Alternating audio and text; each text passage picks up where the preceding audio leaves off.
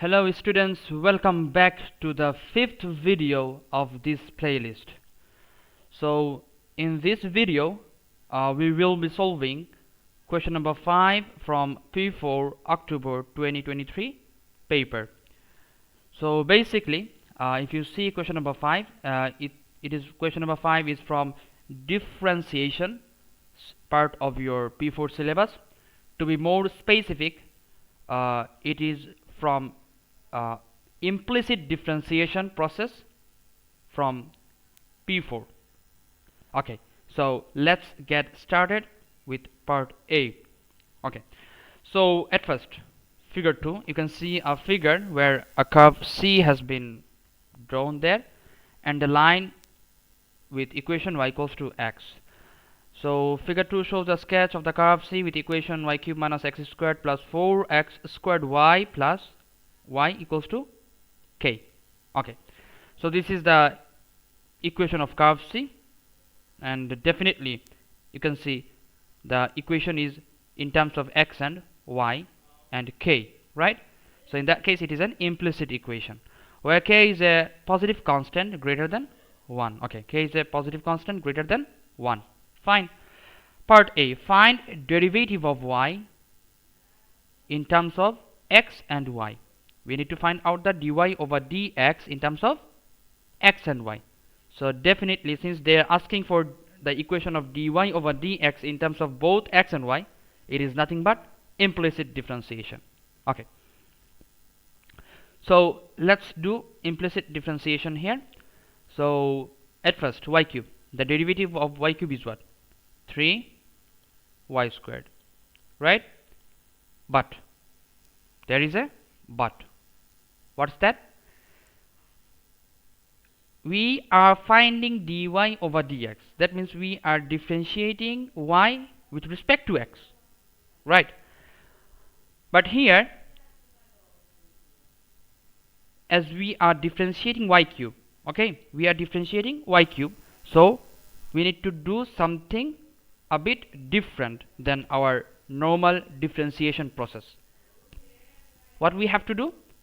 As you differentiate a term with y, you need to just multiply its derivative by dy over dx. Okay, we will differentiate the terms with y, that's fine, but after differentiating the terms with y, we will just multiply dy over dx with that. So since y cube is a term with y, so after differentiating we will just multiply dy over dx with that. Okay, okay, then minus x squared, so this is what, twice of x, and then plus 4 times x squared y. You can see there are two terms, x and y are in multiplication form, so we need to use what? The product rule. So y equals to x squared and v equals to what? Y squared. Y, just y. So derivative of u is what? It's twice of x, and derivative of v, dv over dx. So we are differentiating v with respect to x. So in that case, the term is y. So it will be 1. But since it is y, so you need to just multiply dy over dx, implicit. That's it. Now, product rule. Product rule is what? Just multiply them. What? Cross multiplication. By cross multiplication, what you will get? X squared dy over dx, x squared dy over dx plus what? Twice of xy. Fine. This is equals to what? This is equals to 0. Why 0? Because the derivative of k, the derivative of a constant is what? 0. Okay. Now what we can do? Just expand the bracket. So 3y squared dy over dx minus twice of x plus 4x squared dy over dx, dy over dx, and then what? Plus 8xy plus 8xy is equal to what? It's equal to 0. So we need an equation for dy over dx, right? So we will take dy over dx common from there. So as you take dy over dx common, what you will get? 3y squared, and then what? 3y squared plus 4x squared plus what? Plus 4x squared, and then what? Take this 2x to the right and 8xy to the right. You will get twice of x minus 8xy. Okay, that's fine. Now make dy over dx subject. So what you will get? Dy over dx would be equals to what? Twice of x minus 8xy over 4x squared plus what? 3y squared. That's it. This is the equation for the derivative of y in terms of both x and y. That's it. Now next is what? Part B. For part B, they said the point P lies on C.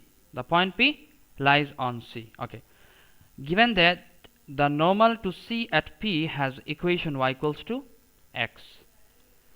The normal to C at P has equation y equals to x. So find the value of k. We need to find out the value for what? K. Let us think one fact here. What fact? They have given the equation of the normal, right? And what we know about normal? We know that normal is basically perpendicular to the tangent, right? And basically a tangent has the same gradient as of the curve at a specific point. That means if I get the gradient of the normal, then I can figure out the gradient of the tangent and hence the gradient of the curve. Make sense? So let's see here. The equation of the normal is y equals to x. That means the gradient of the normal is what? Here for part B, the gradient of the normal is m equals to what? It's 1. So what would be the this is the gradient of the normal, n. Okay. So the gradient of the tangent is what? Gradient of the tangent would be negative reciprocal, so -1. So we got the gradient of the tangent. That is the gradient of the curve, right? So now we can equate what? 2x minus 8xy over 4x squared plus 3y squared, right? This is equals to what? -1. We can equate this as what? Twice of x minus 8xy over 4x squared plus 3y squared. So let's substitute it. What we can write? The equation of the derivative, that is 2x minus 8xy, 2x minus 8xy, twice of x minus what? 8xy over what's next? Over what? 4x squared plus 3y squared. 4x squared plus what? 3y squared. Okay. This is equals to what? This is equals to -1, because this is the gradient of the tangent.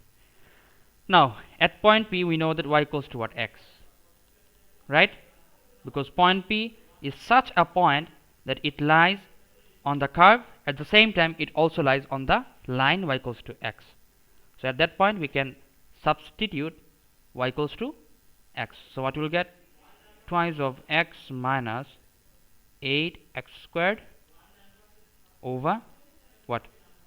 4x squared plus 3y squared. This is equals to what?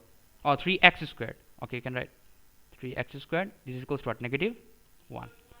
Now just do the cross multiplication. What you will get? Twice of x minus 8x squared. This is equals to what? 4x squared plus 3y squared. 3x squared. This is what? 4 plus 3. This is 7. So 7x squared times -1. This is -7x squared. Okay. Now take all the terms with x on the same side. What you will get? 8x squared -7x squared. This is what? Just x squared then what we can write? Negative twice of x. Negative twice of x equals to what? 0. Fine. Now make x the subject. What you will get? X times x minus 2. This is equals to what? This is equals to 0. So either x equals to 0 or what? X equals to what? X equals to 2. Okay. Now which one we should consider? That's a good point. Which one we should consider? We should consider point P, and you can easily see from the graph that at point P, basically x equals to what? Nothing but 2. Make sense? So x equals to, we got x equals to 2, and since y equals to x, so if x equals to 2, then y would be also equal to what? Y would be equals to 2. Now substitute the value of x and y into the original equation of the curve, y cube minus x squared. So y cube is what? 8 minus, then what? X squared, right? X squared is what? 4. 8 minus 4, and then plus 4x squared y. X squared is 2 squared, this is 4. 4 times 2, this is 8. 8 times 4, this is 32, plus 32 equals to what? This is k. Fine. Simple. So we got the value for k. That is what? 38 plus 8, that is 40, minus 4, this is just 36.